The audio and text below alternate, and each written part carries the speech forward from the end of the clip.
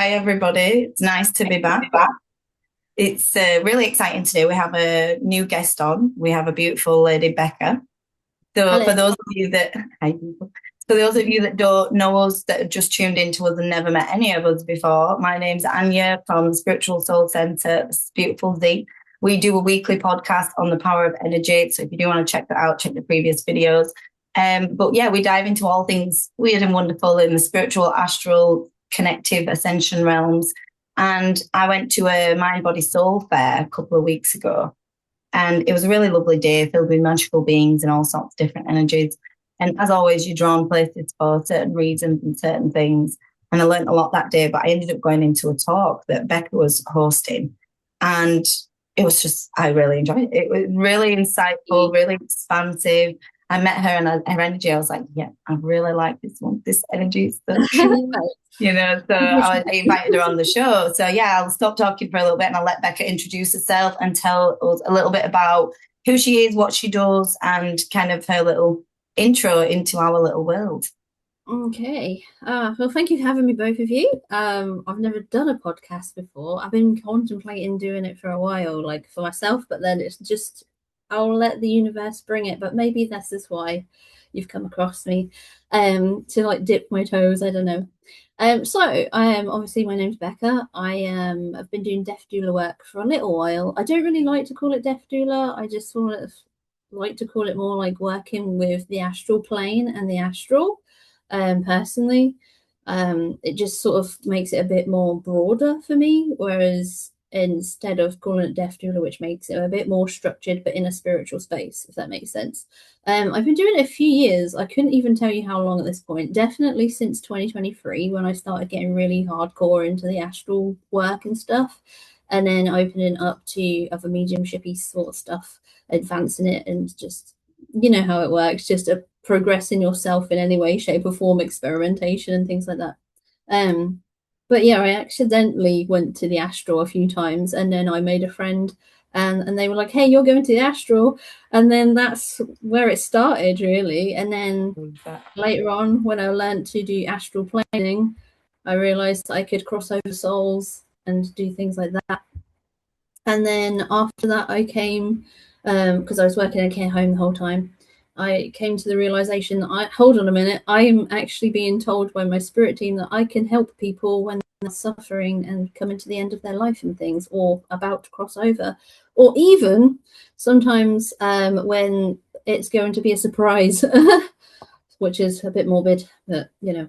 line No, of and it's really important work that you're doing as well. And when I was listening to you talk, obviously it was a whole 45-minute talk on what you were doing, and I got to learn a lot about, the insides of the nature of your work, which was really beautiful. But also in the same respect, when you was talking about your spirit team, your guides, clearing the soul, I was like, wow, this is so fascinating how much it overlaps into the work that we're doing. And I guess, like you say, because you came at it from a different angle, you started off, using the care homes, and then that kind of amplified and snowballed, as you said. And that's the thing with spirituality in the astral plane. Sometimes you can't predict where it's going to go and who you're going to end up and what you're going to end up doing. And I think what you just said there at the end about kind of being that bridge and helping souls cross over, it's a huge role, and it's so important to provide people with that support, because death in itself is something we just don't really talk about in the society, in the human race. It's a very kind of hush hush, oh, don't talk about it. Like you say, morbid. People think it's morbid, but in the same respect, it's the same part of life.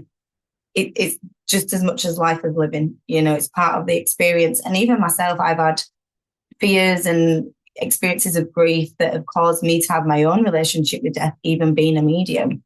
But I really loved what you said about that being a bridge, and how that took you into the astral realm, and how that, you kind of didn't really choose it. It just took you there. And maybe if you feel comfortable sharing one of the first journeys that you went through, that kind of you realize, actually, no, I'm bridging more than just in the human realm here. This is more like I'm actually experiencing a sense of, a bit more. Yeah, so this is actually a really weird story. So I when I was like opening up to all of my abilities, and I didn't even know I was going to the astral.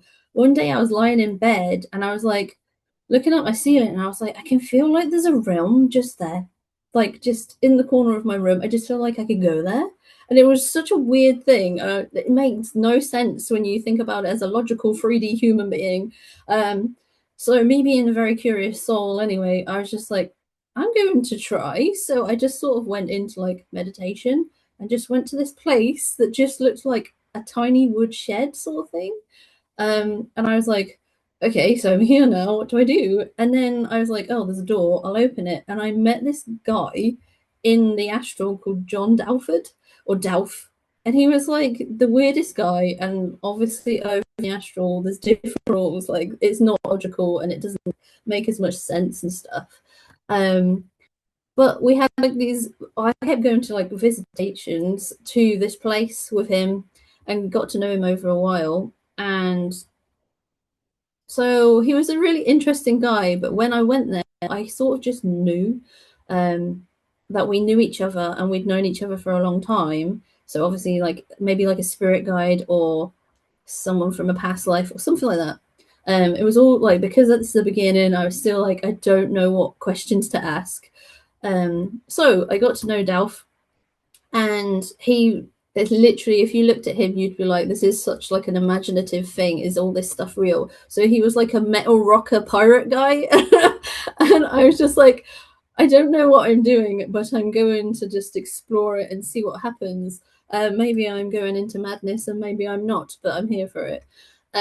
But when I got to the astral space, I knew naturally that I could just change it. I could just, it's just malleable, and I could like run around and or like fly around or whatever. So every time I went there, I was like, hey, why haven't you changed this place? And he'd be like, I don't know, I'm just here waiting for my wife, because he was waiting for something every time I spoke to him. And so every time I'd visit him, like he's on his own, so I'd be like, oh, hi, how's it going? Just like you would pop into a friend's house. And then one day I was like, you keep not changing this, like this astral realm, like why not? And he was just like, oh, I don't know how. So that one day we just zoomed around and just like made loads of like tulips everywhere, just grow them around like this fence area that he had in his garden. And then after that, I was like, okay, right, that's just how you do it. You just imagine it, and then it's intention, and off you go. Um, and then I came back out, and then the next time I went in, the whole place was completely different, and it was like, I was like, oh, you got it, okay. So like had like modern stuff and like really old stuff, and it was just such a different place. So yeah, that was a really weird experience for the first astral sort of realm, but I had done it all by accident. So, but I didn't know until I spoke to a friend, and they were doing similar things and they've been doing it for years. And then that's what made it make sense to me. And I was like, oh, okay, it's not meant to be logical. It's not meant to be like this real world sort of stuff. So yeah, it's strange. I wouldn't say, I mean, in this world with Anya and I, that is not strange. That's amazing. Yeah, no, not now. But at the time I was like, Totally get it. That's Yeah, awesome. that's amazing. Thank you so much for that. So, did you during that time period, did you have any other like perception that came up around death or the astral? Like what was your internal thinking around Um, that? so it wasn't teaching me about death at that point. My astral kept changing though. So there was like death of the astral space. So once I understood who this person was to me, like it was like a story, like slowly unraveling. Um, so it turns out like we'd known each other in a past life, and he'd come to get me to learn about the astral. But that was how, you know, how spirit works. It's mysterious, and how the spiritual world works. So yeah, he was there to teach me how to go to the astral, but at the time I didn't know. Um, and then I don't know what I was saying now. I'm sorry. Oh no, don't worry, we do this all the time. Blank. Then you got the concept when you got into actually the death work and working into Oh yeah, that. so that's what I was going to say. So, when his little job had finished, I wasn't allowed to go to the astral for a few days. I don't know if you've experienced this, but like Yeah. I call it like Yep. upgrading your astral. Yeah. And you can't go, and then you go there again. You're like, hold on a minute, this is all changed. So I can go Mhm. there for like 3 days. Um, I sent my friend there who I used to like understand this like new journey with. And he was like, "Oh, it's okay. It's just getting maintenance sort of thing. It's just being upgraded for this new part of the journey." And then obviously since then, I've had like multiple upgrades and I've changed it however you want, like because it's cool, isn't it? It's cool I like love that. I love Yeah. that. Like, let's remodel the astral plane. Like that's Yeah. It's no, I fun. actually really love that. That's awesome. And And it is it's true. like you say, it's simply intention, and it is choosing what kind of frequency. And like you say, when people wonder, well, what does that mean when it's getting like remodeled on it's not a physical place? Well, it's more like a frequency attunement. It's like the Yes. energetic frequency needs to be reattuned to be able to hold certain frequencies, to be able to access and flow. It's like when you're writing code or something, the code needs to be written appropriately and properly to be able to hold the frequencies or whatever it is that's running off it, you know. And so even though it's not a physical dimensional place in its sense, it still needs physical, tangible things like codes, frequencies, energy that create that space to be in alignment. So yeah, that totally makes sense. And I've been banished a few times for like a couple of weeks, and I've been like, why is it gone so quiet? What's going on? You know, and a lot of the time, like you say, the attunement in me or around me has kind of been quiet. And we mentioned recently, me and Z, we both worked with spirit for a long time, and there's kind of like a quiet period for a good few years where spirit just went quiet.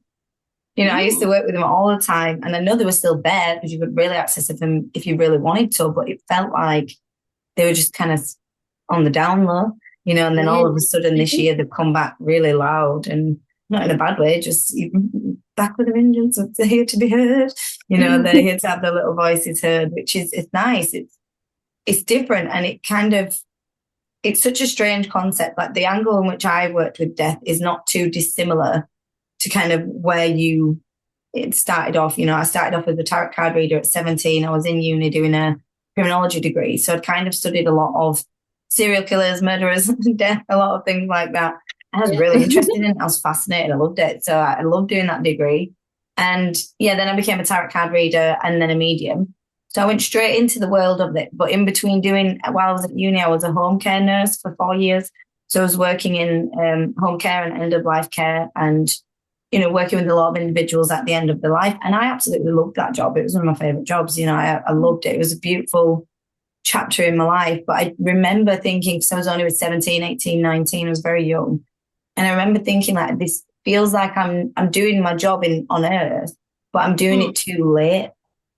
And I remember thinking that in my head. Yeah, I remember thinking like, I love doing this job and I love being with these people, but I felt like my role specifically on earth was with either younger people or a bit earlier on, you know, to kind of change, to assist, bring in that higher self and to assist that embodiment of that while they're still living in the human journey. And I felt like I was only bringing that towards the end of that chapter of their life. However, I got to see how much that made a difference, just being there, and just like, you know, the fear would come of what's going to happen afterwards. What's it going to be like? Who's going to be there? You know, and obviously I did not know because I was still very early into my journey and I'd never experienced it before myself personally. So I didn't have the answers, but I just remember feeling this knowingness that it wasn't so much more than nothingness. And it was so much more than scripture, more than this good, bad place and this punishment and reward. And nothing's that black and white, even on the human realm. You know, so why is it going to be that black and white in the spiritual realms? It just does not make sense. Everything has purpose, reasoning, you know, pain behind it, behind actions and behaviors. And obviously there is things that are absolutely heinous, but I still believe that souls have a choice to heal and to kind of overview that it's not a punishment.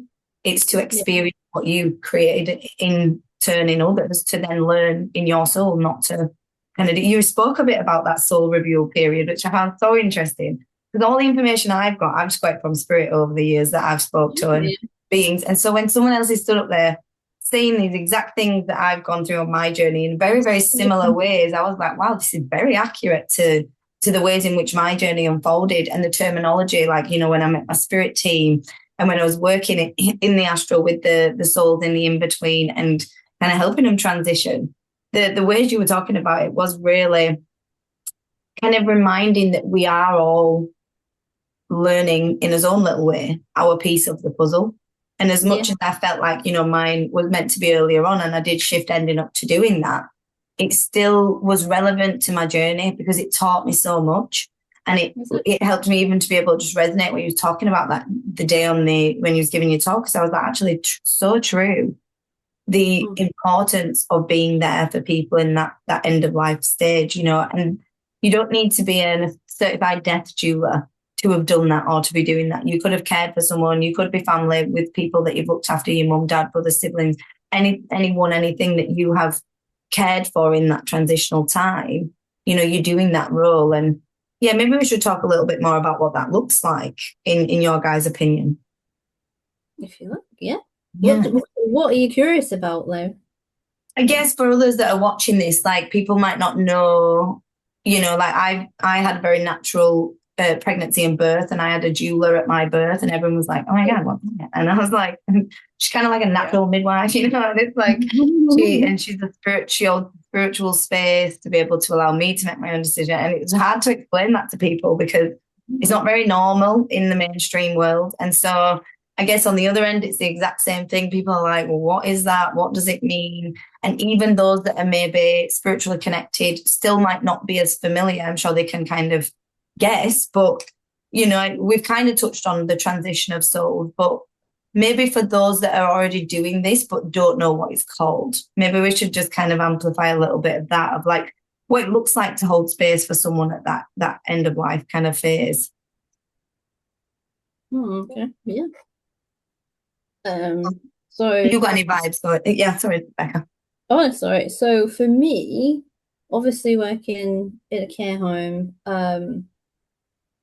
when you're working with people every day, you can see the natural decline, and you have all these people like professionals saying, hey, this person's not doing so good. This person might be coming to the end of their life. They might actually be poorly right now. This might be a condition that moves forward. Etc. So as soon as I hear anything like that personally, I go into the spiritual plane. So for those who don't know what that means, I go in in my translation, I go to this realm, but as the spirit realm of this realm. So earth realm as spirits. We're talking as soul to soul as human beings. So for people that are non-verbal, that can give them a way of communicating, because your soul can always communicate no matter what. It's a vibe, it's an energy, it's a frequency, yeah. So say someone's had like a heart attack or something, or a fall or anything, maybe you don't know why they've fallen or something, you can go into that spiritual space and find out what's going on, find out if they need some more assistance, find out if it's their time yet or not, or if their spirit guides, their loved ones, or my spirit guides, their loved ones are coming, bringing us together for a reason, to either give us a lesson like us little mediums do, or to help someone and make sure that they're okay and they're getting the care that they need, because there is nothing written in books and texts and stuff from people like us. Yeah.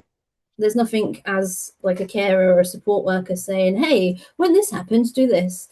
But wouldn't you want that for yourself? So this is why this is important, you know?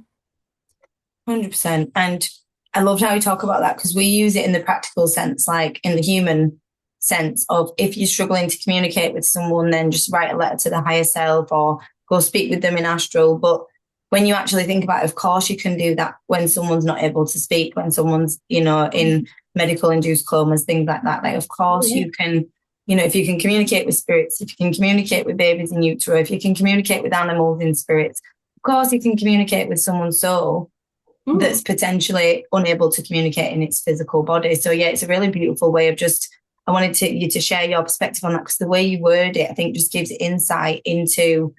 There is a lot of people that are caring for individuals at the moment, and there is a lot of people that are supporting and, you know, stepping up to be that role for people. And it is a really beautiful role, but it does come with sometimes an emotional kind of heaviness of, am I making the right decision? Am I doing the right things? And if you are unsure on that, what Becca was just talking about is you don't need to be a trained, skilled astral traveler to do this. You can simply just have the intention to connect with that person in astral by closing your eyes and picturing them and just kind of asking them some questions, and you really will get some sort of feeling, energy, some image, words, something that gives you insight into kind of what you're experiencing there. So I am really glad you shared that, because it is a completely different way to approaching death than we have done in the past few years. Z, did you want to add?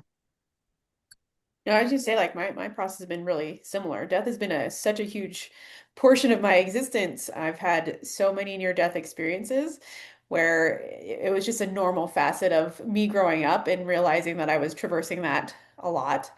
And then I did a career in end of life processes too, where it was just very similar. I um, moved into the astral space or the soul space, energetic space, and asked them exactly what's going on, what they would need in the space if they wanted to actually transition, what was happening inside their body, if they're ready to have their end of life review, all of those things that were ready to be in process. And I think it's one of the most beautiful processes that we have down here. And from my perspective, so much easier. Like for me, I'm like, death is going to be great. I always say that to myself, like, that's easy. Some of the life processes that we're experiencing aren't quite as easy from my perspective, but thank you so much for your perspective.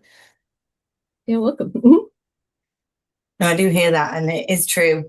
It is a strange one. I've danced with death in weird ways because I have that perspective that on a spiritual level, it is beautiful. It's like, there's a reason why your body releases DMT when you die. It's obviously, Yeah. The next level trip, it's the next level journey, it's the expansion. And I'm, like you say, a part of me is excited for that next chapter and journey. I guess for me, there's this, I don't know if it's because I've lived so many lives and I enjoy being human. I don't know what it is, but there's a part of me that feels like there's a real sacredness. I've said it before a few times, but in being in this human at this time on earth, in this body.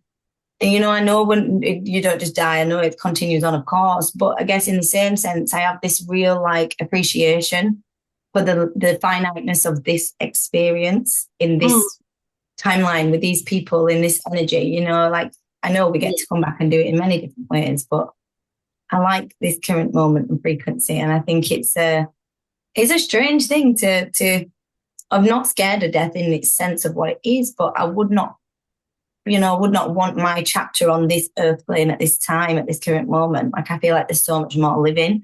And so I guess there is a part of me, like, there's a lot of mediums and spiritualists that I like, I'd die tomorrow, I wouldn't be afraid.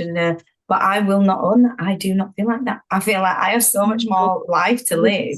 And I don't want to go anywhere. I'm happy right now in my human body, and I'm not wishing that next chapter to come anytime soon. I find the human life difficult sometimes, and I find it challenging and misunderstood and lonely, but in the overall, man, I fucking love being here. And I really love this experience and this time and this journey. And I guess, I do understand the grief. I understand people's grief maybe a lot more than I think some people that get so deep into the spiritual world that we have all got and do, because I see both perspectives. I see it and I understand that it's not the end. So why would you have so much sadness and stuck in the loop? And I see that, of course, you can talk with them, connect with them right there. I get that. But on the same sense, I also do see the pain which is created when someone is taken by shock or too soon, or, when they didn't really want to go, or they had more life to live, or there were things left unsaid. I do understand why people experience that pain and that grief. And I know some of it's programming and some of it was taught, you have to fear this thing because it's the worst thing ever. And I don't believe that. But I do understand why there is the deep sadness there sometimes, especially, as a human, as a mother, as people that has lost people. My granddad died when I was 4, and he was only 56, and my whole family collapsed because of it. Everything changed. And I know it was for purpose. There was divine plan and purpose always, but it doesn't mean that the after effects in the human are really not good, And so I guess I think that comes from being the lack of preparation, the lack of communication about death, the lack of knowing what comes after, the lack of support and knowing what to do around them times. People usually back off, and it's the worst time you could back off. It's where you should be coming together and supporting each other and holding space. But I think it comes from having these difficult conversations and not being afraid to talk about things and question things. And, Yeah. I have a family member that's going through dementia, an early onset diagnosis, and everyone's terrified. And don't get me wrong, I'm a little bit, not happy about it. But the only person she come and spoke to about death, obviously it had to be me. And I'm sat, kind of part of my human is feeling like, I don't know, like I was definitely comfortable, but I was a little bit like, oh, I don't want to say the wrong thing. But then a part of my spirit knew, like, of course this conversation had to happen because I'm the only one that had actually sit there and talk to her about it because she's terrified. Yeah. And I guess it's so sad that we don't feel like we can talk to as close as people if we are faced with that dilemma or faced with the thought or someone around us. It's a really strange concept that we know it's going to happen, but no one talks about it. It's just avoided Yeah. like the plague, literally. Literally. It's very strange. So what do you think we can do? Because we work in and out of the realms. We're an in-between realms kind of gals. How can we, bridge that a little bit more, I guess? Is it just by doing what we're doing and being more vocal about it and not having the fear? I personally think, so I obviously have my own spiritual center, and whenever people come in and go, "Oh, you're a medium," I normally that's like the key to opening up a really cool, juicy conversation, and I'm here for it, as you well know. But a lot of the time, I do get like a lot of questions about what happens next and what should I expect and things like that. And normally it's from someone that's already going through grief of sorts, whether it's like straight away they've just lost someone or like it's years down the line. There's still all these questions. And I do think we need to try and normalize asking these questions. And like wanting to know the answers to these questions, because there's so much comfort in talking to a medium and finding out what's next. I know through my personal journey, like I was brought up Jehovah's Witness, and all of this stuff was evil and bad, and that's how I was brought up. Maybe not for everyone, but for my experience, it was. You couldn't talk to spirits, you couldn't see them, you had to get rid of them straight away. So coming from that headspace and then having these spiritual experiences, which really started from when my mum passed away. So my mum passed away very suddenly. She had it was very sudden. So I took her to hospital, convinced my brother to take her to hospital that day, and she'd had a scan. I think she'd had a CT scan in the morning, about 9 o'clock in the morning. Got herself home, and then I phoned her after a job interview, and I said, "Mum, I'm on my way," and she was like, "Oh, I don't think you should come." And I was like, "That's a really weird thing for you to say because we've had this planned for ages." And she was like, "I collapsed in the bath," and I was like, "Oh, that's not good." So later on, I convinced my brother to take her to the hospital, and then she had found, like, because of the CT scan had luckily been done that day, they'd found like a brain tumor right at the back of where your brainstem connects to your brain. And that night she'd had a seizure and it disconnected her brain from her brainstem. So that was very sudden and very traumatic. And that's it. Like, suddenly I'm jumped into this what's going on space, this sort of nothing's real or everything's numb around me kind of space. Now I understand that as that's a spiritual space. That's where now we pull ourselves back. My soul is moving somewhere else so that I can understand the bigger picture here. But right then and there, that was like panic mode. I don't know what's happening. Why is this all real all of a sudden? That kind of thing. And I think it comes from that super raw seed of like, this is happening right now, which is where it needs to start. People comforting, people understanding, people pulling in their past experiences, like whatever it is at one point in time that we need to sort of give comfort and educate from. Even the preparing, if you've got the chance to prepare before death, obviously that's good. We do that part as a society, but that actual real rawness of right now, that's a spiritual space that we don't really visit, and we don't really understand. So I'll tell you an interesting thing that happened from that space as well. So obviously that happened to my mum. She had a seizure and she was put in intensive care and kept on life support just to keep her body alive, essentially, so that we could say goodbye. In the morning, I came to say goodbye because I'd stupidly, we all have these regrets because that's part of the process as well. I'd taken sleeping tablets because I knew that I wouldn't sleep that night. And then I woke up to like 43 missed calls and I was like, I messed up. So that's instant regret, like guilt, Anyway, so when I went to say goodbye to my mum, I now energetically at that time I was learning something interesting. And I didn't know what all of this stuff meant. I've always been very clairsentient, like completely and utterly I could tell you what it was and what was going on, etc. But in the moment of seeing my mum there and having like this weird closed off energy that's like sort of like a protective bubble around all of my family there, it's like a sacred space that we sit in and we're together. I don't think we talk about that energy very much, and how we're all feeling the same, and it's creating this vibration of what's next, which is a really interesting energy to be in. Now I'm thinking back at it. And then the interesting thing about this lesson, so after a while, obviously the nurse comes in and we've said our goodbyes and we've spent time with mum. And she says, like, let me know when you're ready to turn the machine off, because that was the only option at that point that was done, unfortunately for bless her.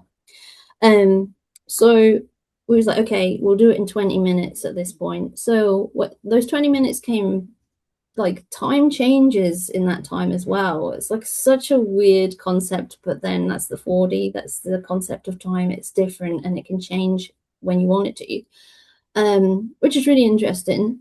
And then coming from that space and then having this 20 minutes that feels so short on every other day, but then there it felt like hours and it felt special and sacred, and like you become so observant to those around you, and it's a strange thing. And like you notice the tiny details on like someone's hand or on their face that you've never paid attention to before. It's such a surreal moment.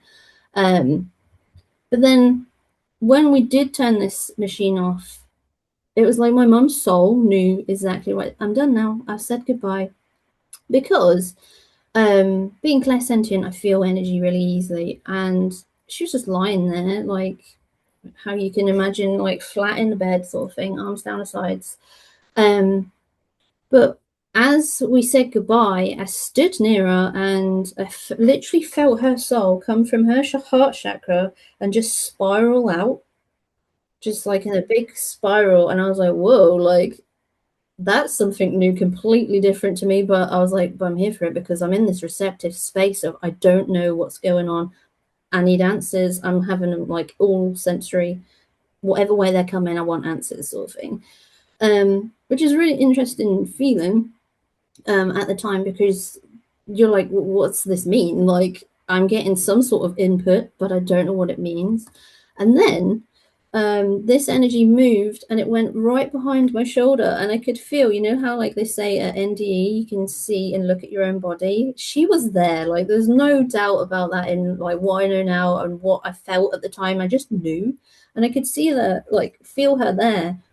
And like the energy over her body had changed, and I was like, she's there. So I made sure that I looked over my shoulder, my right shoulder, and I said, like, see you later, mum. Right. And that's just a special moment, but in such a strange and surreal way. But now looking back at it and how valuable and interesting and like to understand what it meant now and at the time is two different things.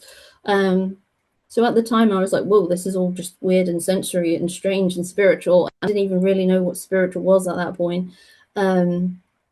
But now I'm like, that was fucking magical. Yeah. Like absolutely. Wow, and thank you for sharing that with us. That was magical. Did you have any reflections, Smith?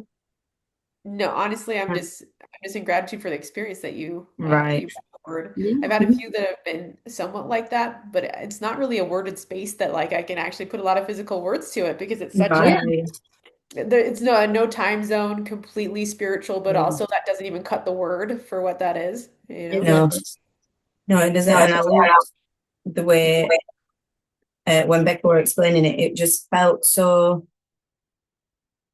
like you say, you kind of included us in that experience with you, and I was really grateful for that. Thank you, because it really felt like we were immersed in that chapter and journey, and what a profound experience to have to go through walking that with your mum as well. Like, I bet that was a really beautifully heartbreaking, expansive journey to go through that in that way. And again, just really grateful and honoured that you shared that with us, because that seemed like a really sacred experience and chapter that kind of sparked another initiation in your journey. And that's kind of something that does tie in with how we interpret this whole journey, because when we go through such things like that, there is choices. You know, we can go, oh, well, it was just that time. Like you said, people come out of that bubble, that sacred energy, and they go back to the normal, and they forget that bond, that frequency, that connection, that commitment that they all kind of made to each other, and it shifts away back into the 3D.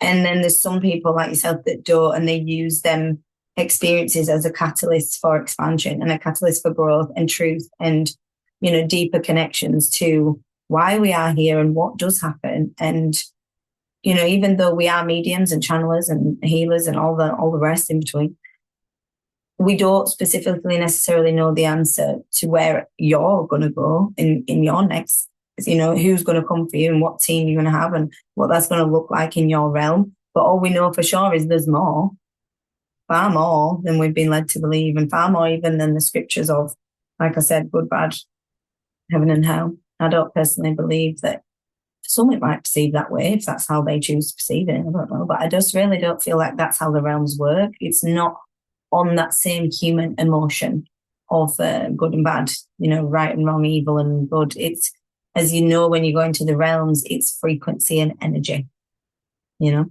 So yeah, again, what a beautiful experience there, and magical. Like you said, that kind of sums that journey that you had there. It was very, very magical. And I think I would love to ask you guys what you think, because there's such a mixed opinion on the ascension.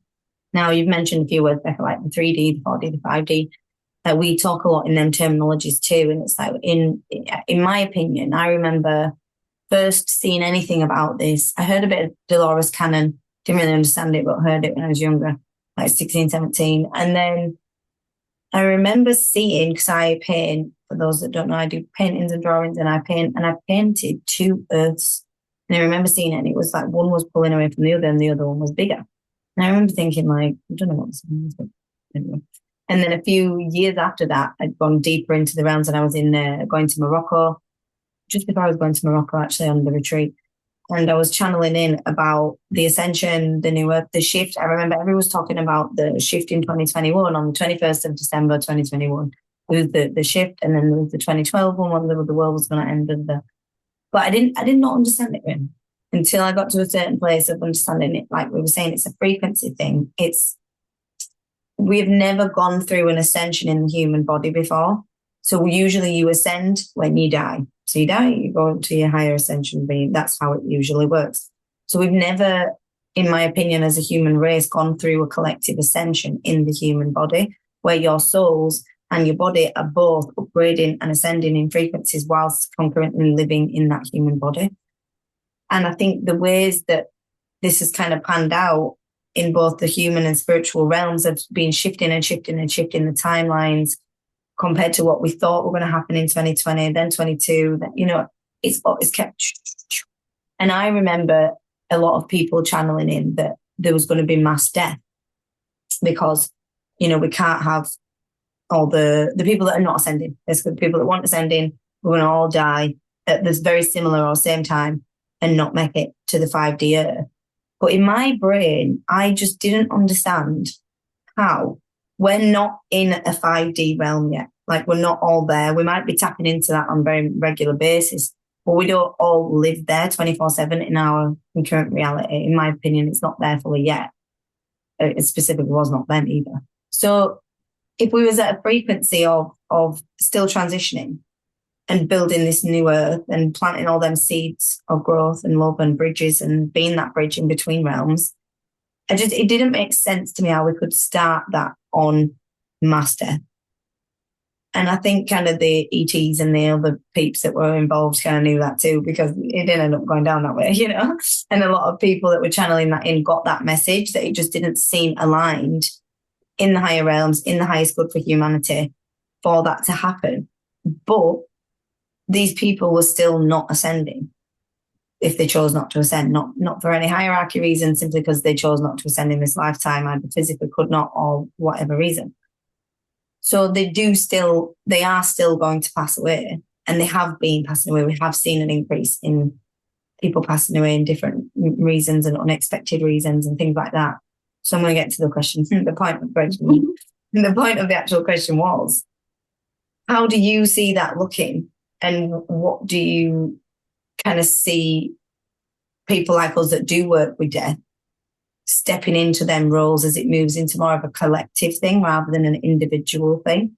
What do you guys both feel or think about that? So I've actually had a really good think about this, and the concept of 4D really helped me.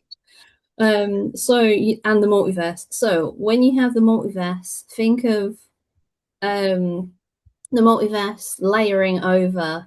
So we have like this version of reality, and then we have this version of reality. At some point, they go into like crossover, or just maybe they sit over each other at the same time. Much like the astral, you can go all over the place. So why wouldn't the 3D technically be the same? Yeah. It's spiritual part of it. So how I see it is, maybe we're in this version of reality, like us three, we're in the same reality right now, but are we actually in the same reality right now? Because we're all having a different experience right now. Yeah.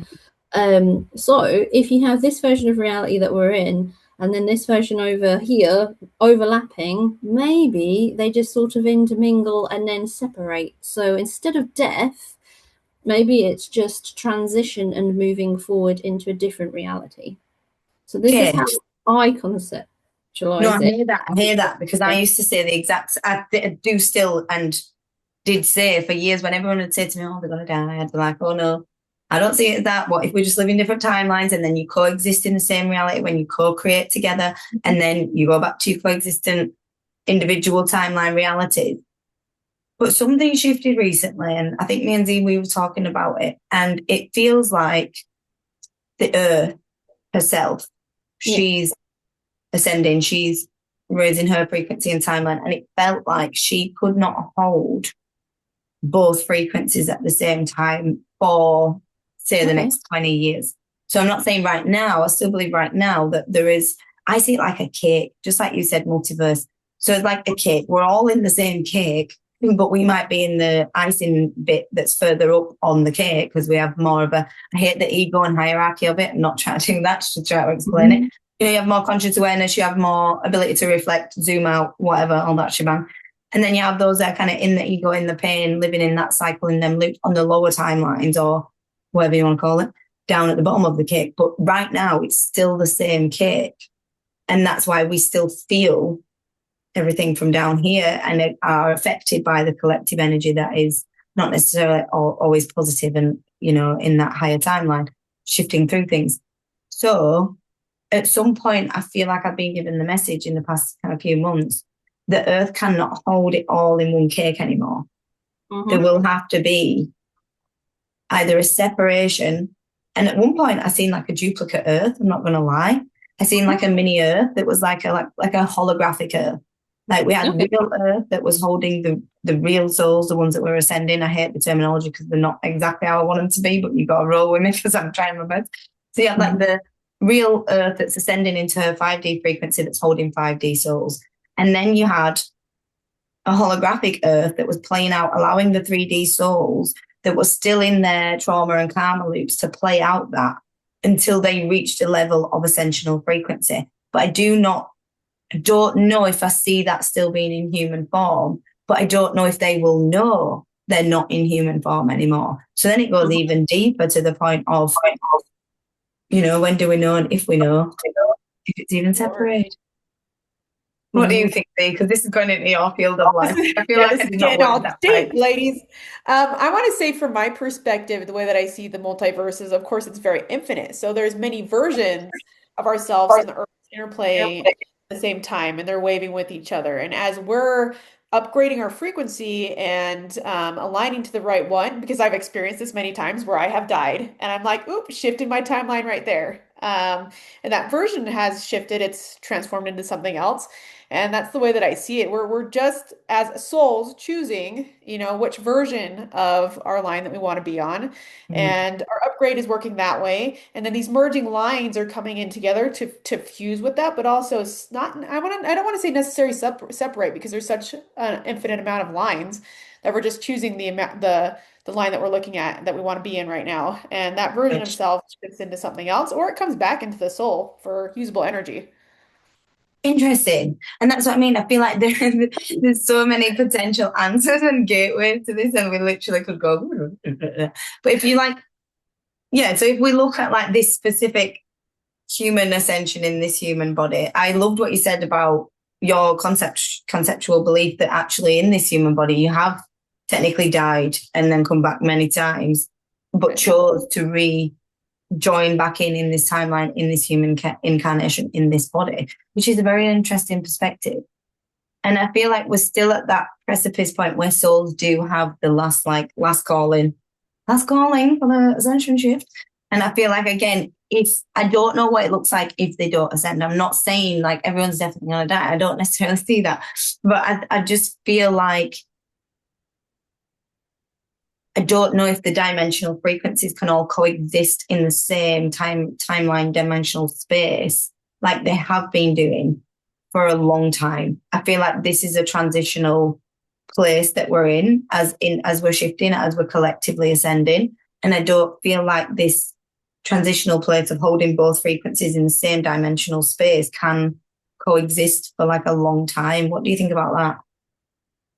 I think that's going to depend on soul and perspective and how we're working with the multiverse itself, because I've seen, at least for myself, in different experiences with souls, that they can keep a whole lot of those aspects around depending on what they're, of course, experiencing. And once they hit a moment of their truth, some of those dimensionary spaces go away because they're now in a different ball game, right? Yeah. And Different that's game. like, yeah, exactly. And that's like the holographic one that I think I was seeing. It was like, you can go to like the test run over there while you figure out your shit. And then when you figure out your shit, you can come back. You know, it was like, Yeah, you just, like I'm gonna play it's a not different game. quite there yet. Yeah, but you Yeah, can.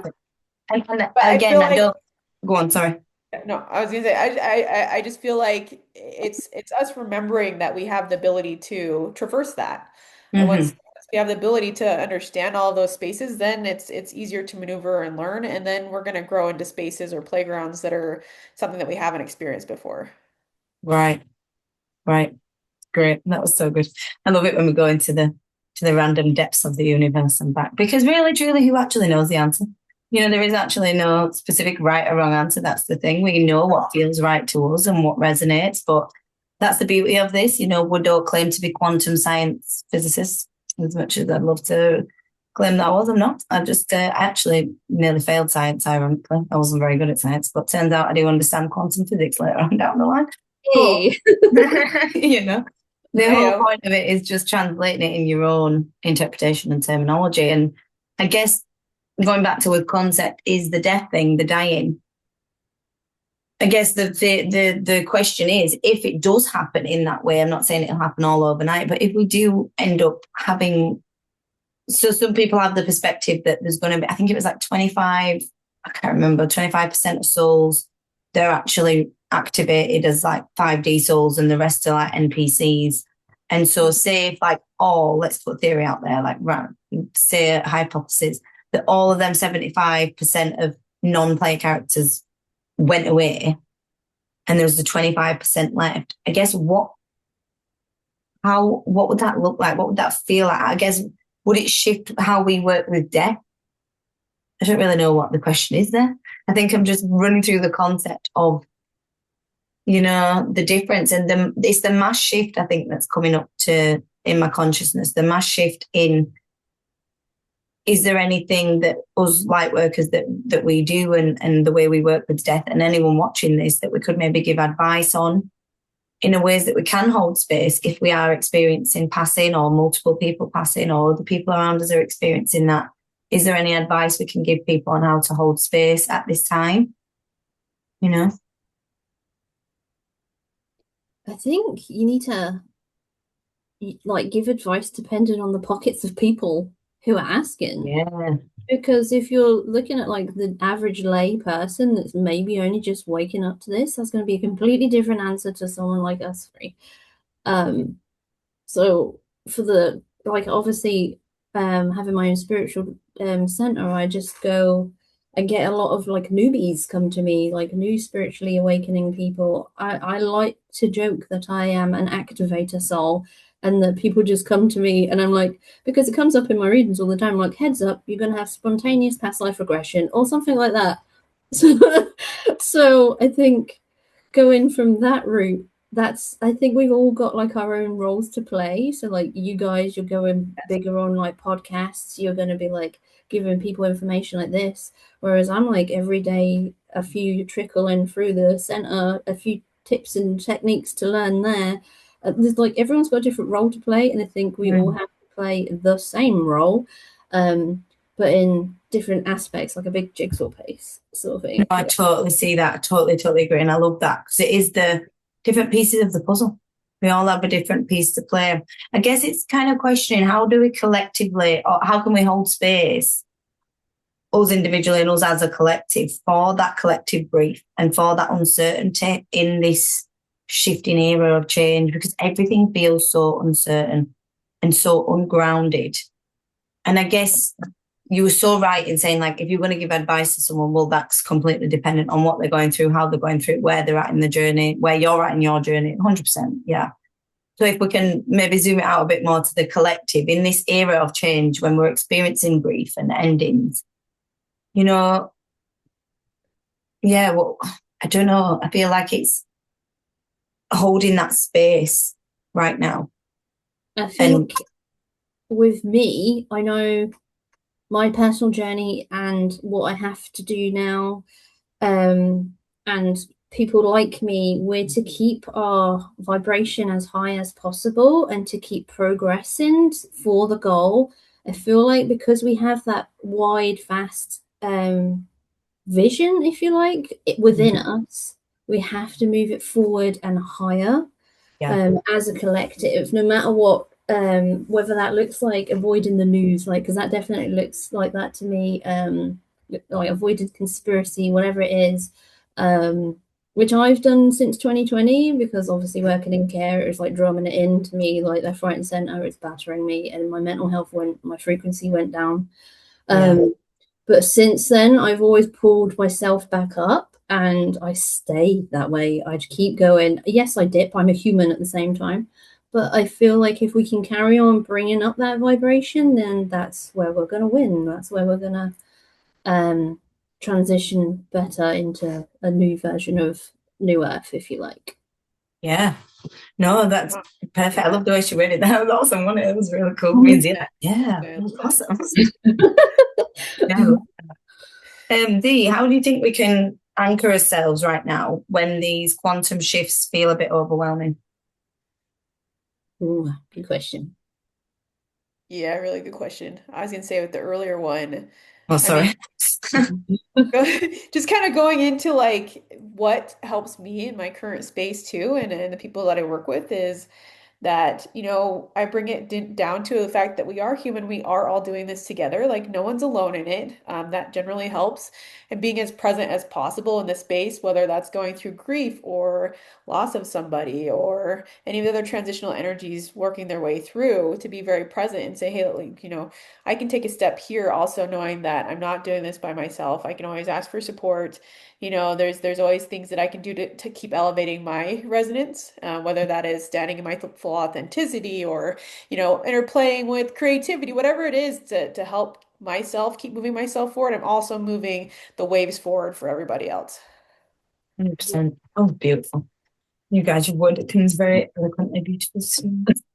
Yeah, so I think maybe we should just leave on a takeaway that we'd offer,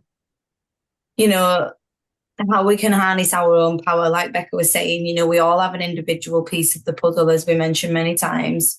We don't want you all to be like doing the same thing. We're all not meant to be doing the same thing. That's not what we're here to do. like me and Z say, often we do very similar things in different ways, and it's like we have our own magical bit and way to sprinkle in our magic, and that's going to resonate with some people and it's not with others, and vice versa. That's the whole point. So yeah, I think my opinion on just adding to these guys, how you can be like anchoring and harnessing your power, is not being afraid of judgment, of what other people are going to say, of, oh, they're going to think you're a bit mad. You know, we've all had that. We've all had that. Yeah. And I think it's that bravery. I was thinking back to 2020 when I mentioned it the other day, when it was a choice. I was running a very successful local spiritual business, and I made a choice. Like, I'm not going to conform to these things. I'm not going to post on this, I won't say the words because you know what it's like. But I'll stand in my truth, and I'll see who resonates with that. And I did lose quite a few people and followings, but in the same respect, now I look back and I think 2020 was a year of clarity and who was going to stand in the truth. And I have zero regrets from doing that. Absolutely not. And so I think that's the point. It's that standing in your truth, even when your voice shaking, even when you don't feel strong and powerful, your power will come to you because you are choosing to step into it. So be brave would be my little take-home message. Be brave, listen to your body, listen to yourself, and know that your power is there. You're just on your journey back to self. I appreciate that. So it's a synchronicity that you say that to me, right? So recently I have noticed, well, this whole year, if you like, I have noticed that there is a theme of chasing fear and like going at it like it's not really scary and it's not really, well, it isn't. When you do it and you get up and do it and you're like, oh, actually, I'm alive still. Yep. You know, that's the thing. So like when we met through my deaf doula talk, I was chasing the fear. I hadn't done that in a different place yet. And even though I knew all my stuff, like I had nothing really to worry about. I was like, oh, okay, I'm going to chase that fear and just do it anyway. So I did. And you probably could tell that I was nervous at first. But after a while, I broke in and I was like, actually, I'm all right. But I think like when we can sort of come to that reality in ourselves where really fear doesn't pay much attention to us, like in the sense that if we can just go, oh, it's just another feeling, or make it like flat and boring sort of thing, instead of making it this dramatic thing, because that's when our resonance, our frequencies going up and down, when we're seeing fear as a bad thing and it's shaking us up, or even other negative emotions, that shakes us up and changes our frequency, so it's all over the place and it's dispersed and chaotic, right? But if you can ground yourself into a place of seeing each of these emotions, these different feelings, whether it's like depression, stress, anxiety, whatever it is for you, and just sort of numbing them down, not in an unhealthy way, obviously, but in a way that makes it so, oh, that's just an emotion, like, or maybe like, you know how people name an emotion, or like name their brain, that kind of thing, and just sort of going, what happens really if I tackle that stress or tackle that fear or whatever.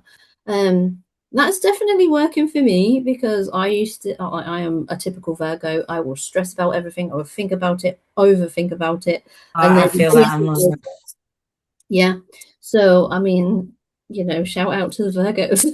It's stressful and it's hard, but when we are in that, like, it's basically fight or flight, isn't it? So 100%, when we're doing all of this overthinking and staying in this chaotic but somehow controlled energy, that's not doing us any favors. But when we can make it make sense on a higher, like, mind level, we're going to move forward with grace and gratitude and like relaxation, and actually it's okay, actually this is part of the human experience. And then I think as well, if you can bring people along with you and just be like, hey, I'm experiencing this, and then they can normalize it and chill it out for you, that always helps to ground us, because you know what we're like, we're in the very high chakras a lot of the time. Yep. Yes, body. Yeah, I love that. Thank you. Yeah, that was awesome. I think it was important to hear them reflections. Mm. Yeah, that's amazing. Yeah, I always take it back to something similar into like we don't have to make meaning of what's coming up in our systems, that could be a very neutral Yeah, yeah. space. And we get to choose what it means. Like usually for me, humor is one of the biggest ones because I think human emotions are hilarious when you get down to it. I'm like, oh my You gosh, look laugh at my when you drama queen right now. And the fact that I have a choice of whether I want to lean into that or not, or it's just neutral. And where's my power in that? How much power am I going to give away to my fear that's popping up with this? Or, I could turn it around into a cute little cartoon character that's got like a little Smurf, and I'm like, cute, come sit on my shoulder, and also I'm going to continue to do this and gain my power back and take a step. Yeah. Yeah. It's really important, like choosing your way of breaking it down, because we need to sit with it. I'm a bit mean, not really that mean, but I'm kind of like, listen, stop, carry on. And I just tell myself, I'm like, we're not going there, carry on. And it usually comes up when I'm like going wild swimming or something, when it's freezing and I'm like, are you even doing this? It's not going to, and it comes up and I hear it. And just have not been as often since having kids. Well, like not at all, except for like 3 times recently. I've not been since really having the baby. So I've been pushing myself to go lately. And I drove home from dropping the kids at my mum's the other day and I seen this little reservoir and I drove past it a few times. It's been calling me and it's so cold. And there's a video. I'm half fighting myself. I'm trying to and I'm fighting myself to get out. And then I'm like, no, you can do it. No, you can, no, you do it. And then I finally just put my head under. And I was like, right, now you can get out. Because I faced the fear of actually getting in. But I didn't push myself too far to have to swim out. So I wasn't feeling it. I was already battling myself to even get in the water to start with. And so I listened to my body. I didn't push myself too far. I didn't like over push the boundary. But I overcame that fear that was a limiting fear, but honored the one that felt like a legit, like I just don't want to push myself that much today on my own. I've not been doing it for a while. Da, da, da, da, da. And so I do find it difficult to always find the balance, but I'm learning this lately to listen more to my body, to listen more and like ask more questions about that emotion that's coming up. Like, why are you there? Where are you coming from? Is this a really valid emotion or is it just a response from something else? And it does take a lot of work, I guess, to sit with yourself, but it's worth it when you start to really live, because if not, you'll live small. And I do know, and a lot of everyone, me and Z and Becca will all know on this call, most of the spirits that we talk to, that is one of their biggest regrets is not living. And so I took that out of all the things I took from working with spirit. I took that and I live.